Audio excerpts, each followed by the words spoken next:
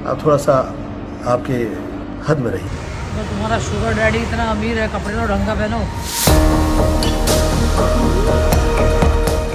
गोविंदा के परिवार की बातें मेन स्ट्रीम मीडिया से लेकर सोशल मीडिया तक चली और बहुत कंट्रोवर्सी हमने देखी।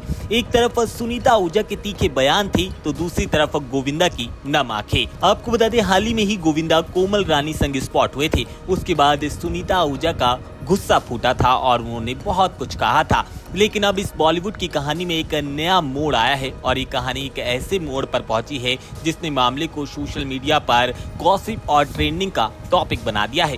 अब उस पर गोविंदा का एक इमोशनल रिएक्शन सामने आया है और इस बार गोविंदा ने गुस्से से ज्यादा अपनी तकलीफ को जाहिर किया है। दरअसल गोविंदा को कोमल रानी स्वर्णकार संग देखे जाने के बाद सुनीता ने पब्लिकली तौर पर नाराजगी जताई थी और पेप्स के सामने गोविंदा को खड़ी खोटी सुनाई थी। उनके बयान के बाद सोशल मीडिया पर रिएक्शंस की बाढ़ देखने को मिली थी, लेकिन गोविंदा ने इस पूरे मामले पर अब फाइनली अपनी बात को रख दिया है। गोविंदा अपनी बात को रखते हुए काफी इमोशनल नजर आए। उन्होंने सुनीता से कहा, पहले आप कहती थी कि गोविंदा को काम नहीं मिल रहा और जब काम मिल रहा है तो आप मेरे बारे में इस तरह की बातें कर रही हैं।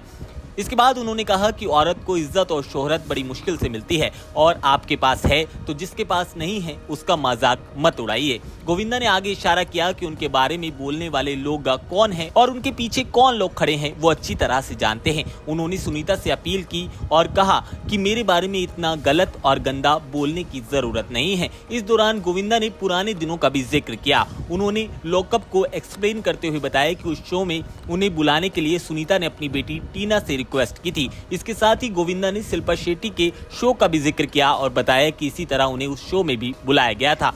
यानी गोविंदा की बातों का एक बड़ा एंगल ये है कि वो अपने काम और करियर को लेकर जो बातें उनकी पत्नी सुनीता कर रही हैं उनसे काफी ज्यादा हर्ट हुए हैं। उनका कहना है कि अगर आज उन्हें काम मिल रहा है तो इसे लेकर गलत बातें नहीं होनी चाहिए। हालांकि गोविंदा की बातों में कुछ तीखे शब्द भी सुनने को मिलते हैं। उन्होंने सुनीता से कहा कि अपनी हद में रहो और ये कहते हुए उन्होंने हाथ भी जोड़े। इसके बाद उन्होंने कहा कि अगर बात बढ़ती है तो और पुराने मुद्दे सामने आ सकते हैं। लेकिन यहाँ गोविंदा का इमोशनल साइड एक तरफ ध्यान खींच रहा है और उनकी बातों से ऐसा लग रहा है कि पब्लिक कंट्रोवर्सी को बढ़ाने की बजाय वो खत्म करना चाहते हैं और चाहते हैं कि उनकी मेहनत और करियर को गलत नजरिए से ना देखा जाए। सोशल मीडिया पर जहां पहले सुनीता के बयान के बाद गोविंदा की ट्रोलिंग हो रही थी, अब वहीं गोविंदा के रिएक्शन आने के बाद कहानी का दूसरा वर्जन भी सामने आया है। फिलहाल इस पूरी कंट्रोवर्सी में सबसे बड़ा सवाल ये है, क्या गोविंदा और सुनीता के बीच ये बात यही खत्म हो जाएगी या फिर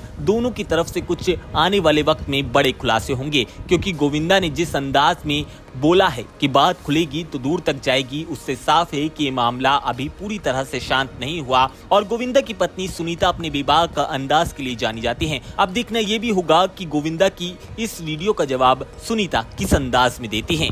फिलहाल इन सब के बीच गोविंदा को लेकर आपका क्या नजरिया है और आप उनकी बात से कितने सहमत नजर आते हैं वो आप हमें कमेंट सेक्शन में जरूर बताइएगा।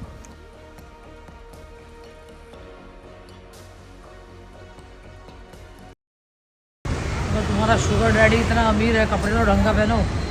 हम लोग को देखो क्या स्टाइल में चलते हैं। Very bad, he lost his mind.